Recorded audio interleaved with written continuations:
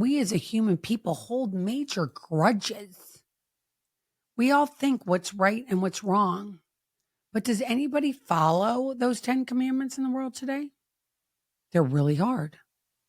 It's really hard to stay in a place of knowing what's right and wrong and standing up for it. Are you a snitch if you tell? If you speak up your truth? If you say, yes, I do love my president. You don't like me because I like my president? You're going to talk about things like I heard these people talking one day. They were talking about tariffs I think this was in February. They were talking about how the tariffs were affecting their business. And I was like, the tariffs hadn't even taken into effect until April. And I'm sitting here listening to this conversation. And did I speak up? No, because I was ashamed. I didn't want to say anything. Someone sitting there even said to me, oh, Elizabeth, you don't like this conversation. You're outnumbered here. Is that a nice way to talk to somebody?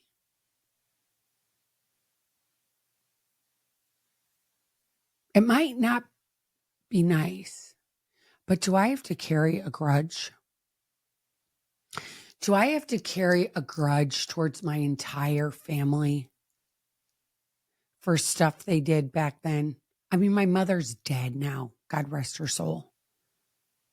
But they're not here in my everyday life. But the voices don't leave, right? Those voices of no good, no, all that stuff. And I always talk about this. I always talk about how I fell to my knees when I was newly sober and said, God, please take away my mom's voice. And God eventually did. But it's kind of like that toothache. It went away. I didn't even know it was going to go away, but it did. And knowing that I have to forgive her.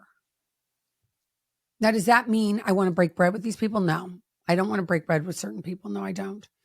But I can forgive them from afar. And forgiving the people that you might be even married to or your kids.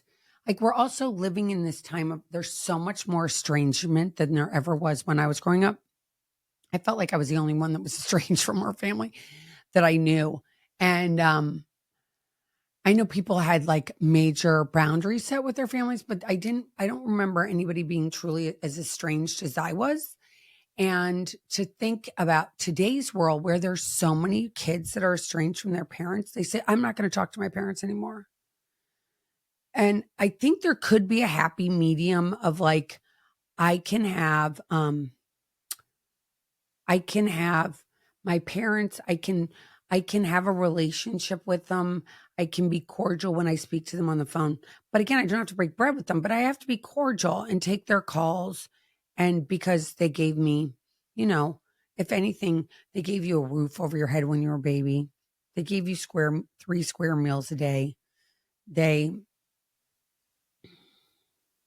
maybe taught you about whatever religion you are. Let's just say that's it. They just did that. They just fed you and took you to school or made sure you got to school and gave you clothes, maybe some table manners, maybe taught you how to respect others. For that, should you at least be cordial?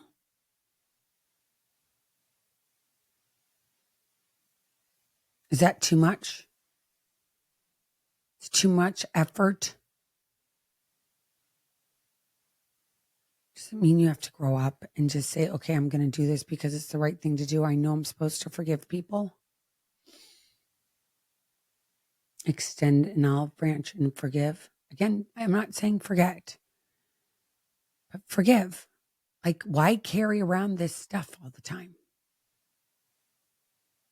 Why carry around those stories? Those stories that make, compare you, how you're feeling on your insides to other people's outsides. Like, enough.